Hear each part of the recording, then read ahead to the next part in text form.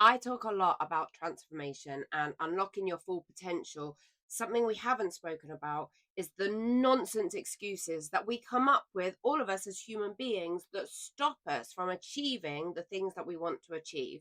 I want to explore that. I want to talk about that. I was in a talk in the last couple of days that really resonated with me, that pulled me up even higher in my passion for the pursuit of happiness, success, joy. Every single one of us has an unleashed potential. Our capacity to thrive is completely undeniable. And if you are denying it, that's because you are getting in your own way. And I'm going to talk about why I feel like that. We talk a lot about mastering our skill sets and mastering ourselves and evolving and growing. And as a coach, it's my job to create transformation in people. Okay. People come to me, they're at point A and they want to get to point B, whatever that looks like. And it's my job to help facilitate them get themselves there. I don't do the work. I create a space where they can do the work. And I see the same things coming up every single time. And I'm going to talk to you about them. Achieving that goal doesn't happen overnight. Whatever that goal is for you, becoming the best version of yourself takes commitment, resilience, courage, and a complete refusal to accept that you're not going to make it. In personal growth and professional growth, if you want to succeed, if you want to achieve things that feel like they are beyond the remit of where your life is right now, the most important thing that you can do is to become undeniable, to have your quest be undeniable. So, if you want that new career, you have to absolutely know that you are going to have that new career. If you want a particular type of love in your life, you have to know that that is undeniable.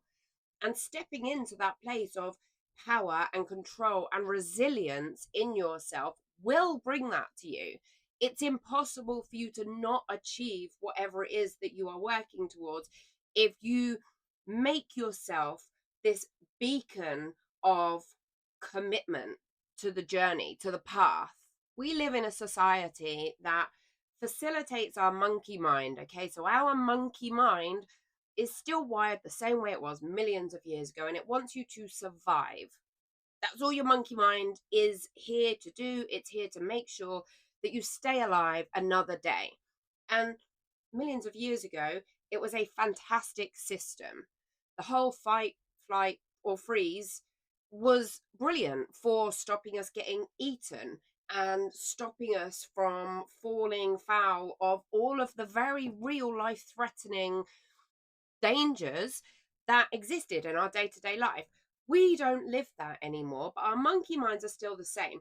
So, in order to achieve better things, greater things, bigger things, you have to learn to control the monkey mind. You have to learn what it does, what it thinks, and why it thinks the way it does. Now, one of the ways this is going to come up is the society we live in creates an environment where it is very easy for your mind to give you reasons and excuses why you are not going to succeed.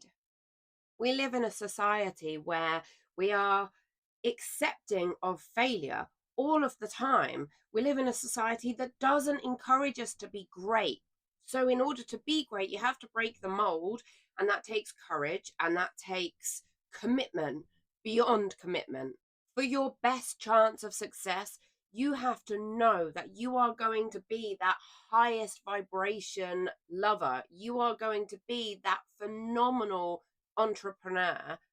You have to be so committed to being the best at whatever it is you want to achieve that it literally becomes an undeniable phenomenon.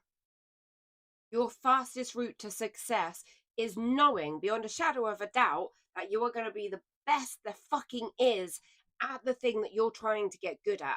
You have to know that you are not going to let yourself down. You have to understand that it takes commitment, that it takes work. You have to hold space for the fact that this achievement is not likely, it's not probable, it's not possible, it's categorically going to happen in your life. Because when you fall into that headspace, when you step into that place of power, you become the undeniable force. Ultimately, the only person that can create change in your life is you. The only person you can change on this planet is you. It's all about you. And the brutal truth of it is that the world doesn't give a damn. I'm not saying that to be cynical or pessimistic. It's just the truth. You know, how many likes you have on social media or your wider circle of friends or show blogs across the world. No one cares about your success in the same way that you care about your success. The world, the universe, the planet, it's going to keep on spinning. It's going to keep doing the same thing it always does, regardless of what you do with your life. The only person in control of your path is you. Make the decision to be great. If you step into your place of authenticity and integrity and you hold your core values at deep in the heart of who you are and you wear them on the surface of who you are and you show up categorically every single day for the growth that you're looking for, it will happen. It literally can't not happen. Our egos are fragile. Our monkey mind is easily distracted, and we will come up with so many excuses to not do the thing. And this is what makes a difference between people that escalate their career, people who become entrepreneurs and succeed, people who break out of negative relationship cycles and find the love of their life or the loves of their life, or they go through life being extremely happy by themselves. They find a peace. The thing that sets these people aside is they will show up to do the work even when they don't feel like it. And let's be honest, we all don't feel like it sometimes. Excuses that will come up. I'm really tired today. Had an argument with whoever, and it's really impacted my energy. I just can't be there to do the thing today. Haven't eaten well today. I've got no money. My kids are really annoying me. My spouse is pissing me off. I don't have the right tools for the job. X, Y, or Z has happened to put me in a bad mood, and I'm now not in the right place to create, to grow, to learn, to transform, whatever is applicable in the situation. But we will come up with these excuses. Our minds will come up with them, and that will hold you back. If you listen to that and you act on that, it will hold you back. You need to hold space for your monkey mind to come up with these excuses. And I am not suggesting for a hot second that you pretend you haven't had those thoughts. I think that's nonsense. I don't think it works. You need to acknowledge that you're feeling that. You know, maybe you are feeling really tired. That's okay. You're a human being with a human body. You have biological weaknesses if your body isn't looked after in the right way. That's okay. But you can still do the thing. If you're a mother or a father looking after a young baby and you're exhausted because you've had 2 hours sleep, you don't abandon the baby and leave the baby to fend for itself. You do the job anyway. We are more than capable as human beings of pushing through resistance, discomfort, anything that gets in our way and still doing the work. One of the best concepts to understand and embrace and acknowledge is that failure isn't real. It's a perspective. It's an emotion. Emotions also aren't real. They're transient. They depend on the way you look at the situation. When you look at failure, that's another excuse that you will come up with to stop doing the thing. If you've decided that you want to become a great guitar player and you play guitar every day for half an hour, and 3 weeks in, you haven't managed to learn whatever it was that you thought you were going to be able to learn in 3 weeks, that would be a great excuse to quit. Maybe your fingers hurt, great excuse to quit. Maybe you're feeling too tired. Maybe there's distractions. Maybe there's other things that you want to do more. Maybe you want to go out and party. These are all distractions. Or you might feel like you're trying to achieve something, you've stepped into your purpose and you're feeling really authentic. And then you start getting hit with when people say no to you in a sales call, or you go for a new job, you don't get the job. And maybe this happens 10 times. It doesn't matter. It's not real. Failures on your path are just a matter of perspective. And if you shift your perspective, you will see that they're just feedback. They're things that you can learn from to grow. Stop being defined by failing at something too early. If you keep going, you literally cannot fail. The only way you can fail at anything you've decided to master is by quitting. That's it. And I'm so passionate about this, and I live my life by this. I live what I'm talking about, and I speak about this with my clients when they bring this to me, and the same things come up all of the time. You have to build a process, put a process in place, and then you have to just trust the process. Your action needs to be there every single day, and it could be inconsistent. That's fine. It could be imperfect. It will be imperfect.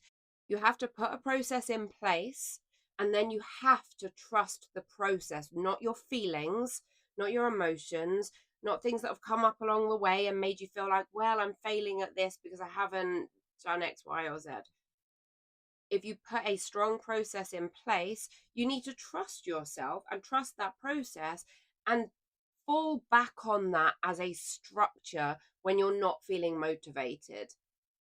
This is a level of mastery in trusting yourself, in trusting your instinct, in trusting your higher self, God, the universe, whatever label you want to put on it, your intuition.